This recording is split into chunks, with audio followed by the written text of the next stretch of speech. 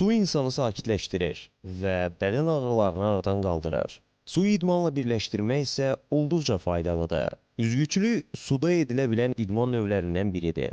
Bu idman aktiv əzəliləri, kalori sərfiyyatı və digər faydaları ilə hər mövsümün əvəz olunmaz hissəsidir. Üzmə zamanı bütün əzələ qrupları düzgün işləyir. Buna görə də o digər idman növlərindən fərqlənir. Yay mövsümü gəldikdə, əlbəttə ki, yay mövsümünün xüsusi bir sualları olur, xüsusi bir tələbatı olur.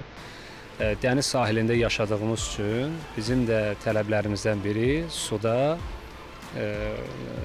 özümüzü necə rəftar eləməliyik. Ümumiyyətlə, suda rəftar qaydalarıdır və hər bir adam da istəyərdi ki, yay mövsümündə də dənizdən, göldən, su hövzələrindən, hovuzdan belə düzgün, dolğun istifadə eləsin və doğrudan da səmərəli istifadə eləsin.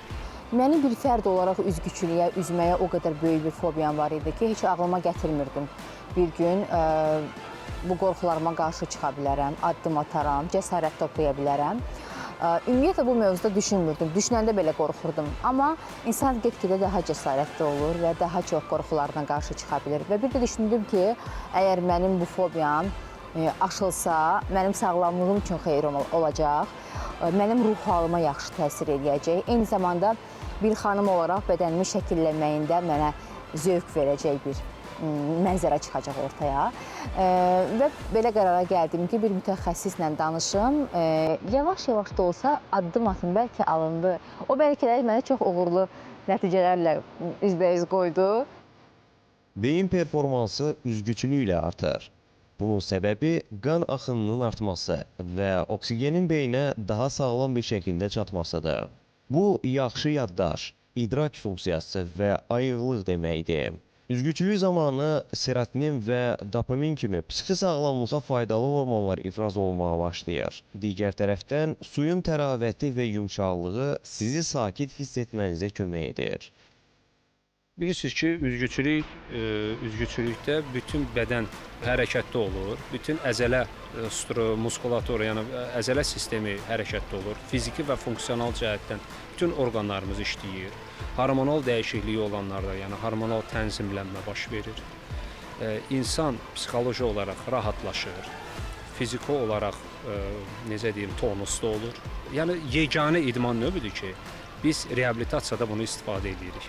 Ayağı qırılanda da, əməliyyatdan sonra da, əməliyyat öncəsi, əməliyyat sonraki dövrlərdə biz bundan istifadə edirik. Ürək damar sistemində, yəni problemi olanlar, ürək çatışmamazlığında. Üzgüçülüyün panik atak, anksiyeti problemi olan insanlar üçün də çox xeyri var. Təbii ki, burada həm düzgün nəfəs məşğələsindən söhbət gedir, həm eyni zamanda insanın ruh halının, enerjisini təmizləməyindən söhbət gedir. Yəni, insan özünü yaxşı hiss edir. Eyni zamanda, təbii ki, bir idman növüdür. Burada xoşbəxtlik hormonları daha da çoxalır. Bütün müsbət tərəflərini sadalamaq, yəni, mən düşünürəm ki, lazımdır. Ürəyi xəstə olan insana üzmək lazımdır. Amma baxır nə qədər, hansı surətlə, hansı üsulla, hansı dərəcəli suda. Bunların hamısına fikir verilsə, müəllim bunlara düzgün riayət eləsə və qabaqcadan bilsə ki, artıq buna nə lazımdır, onda heç bir qəza olmayacaq. Xatırlayıram ki, burada ilk dərs günümdə bir xanım gəldi mənimlə bərabər. 65 yaşı var idi və o da mənim kimi ilk dəfə idi, üzməyə başlayırdı. O qədər qorxurduq ki, hər ikimiz və bizimlə eyni müəllim məşğul olurdu. Müəllimlər o qədər peşəkarcasına yanaşırlar ki, hadisəyə.